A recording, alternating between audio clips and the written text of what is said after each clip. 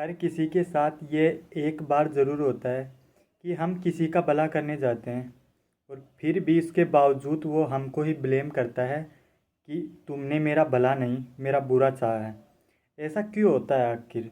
हम किसी को सोच के चलते हैं कि हम इसके लिए कुछ अच्छा करेंगे और फिर भी उसके बावजूद वो अगला हमें ही ब्लेम ठहराता है कि तुमने मेरे साथ ऐसा किया।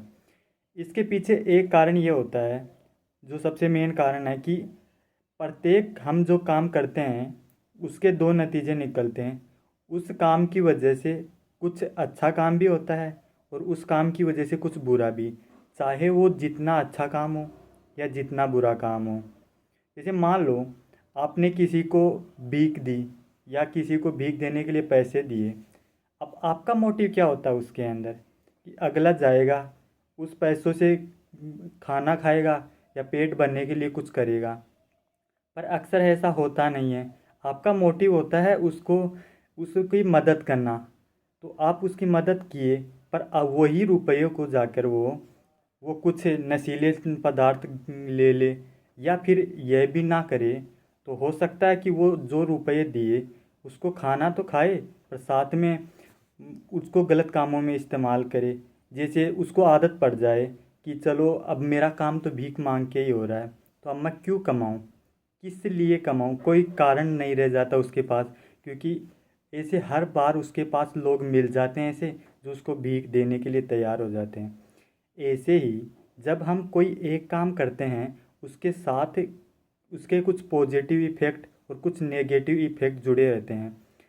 पर कई बार करते हैं तो उसका अच्छा इफेक्ट होता है, वो केवल हमें दिखने के लिए होता है क्योंकि हमारी नज़र के अंदर वो सही हो जाता है, पर उसके कुछ नेगेटिव इफेक्ट छुपे होते हैं।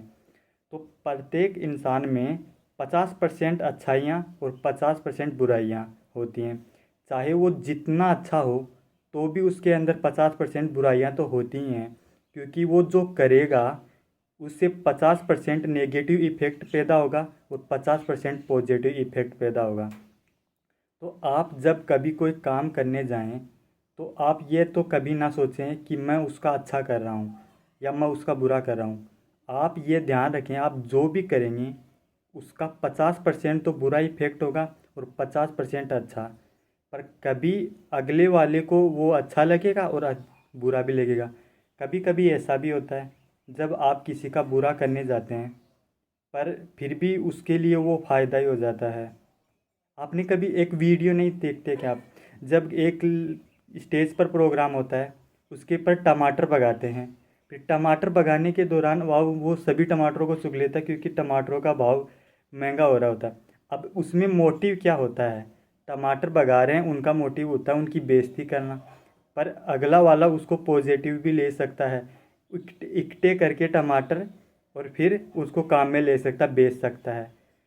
ये तो एक उदाहरण के लिए दिया है। ऐसे ही करके हर एक किया गया काम पॉजिटिव और नेगेटिव इफेक्ट लाता है, वो भी 50-50%। ये कभी चूकता नहीं, 51 और 49 कभी नहीं होता, ये हमेशा होता है 50-50। तो आप कुछ कीजिए पर उसकी उम्मीद ना कीजिए कि ये सही हो रहा है कि गलत। आप अच्छे मोटिव से कीजिए प्रत्येक काम को।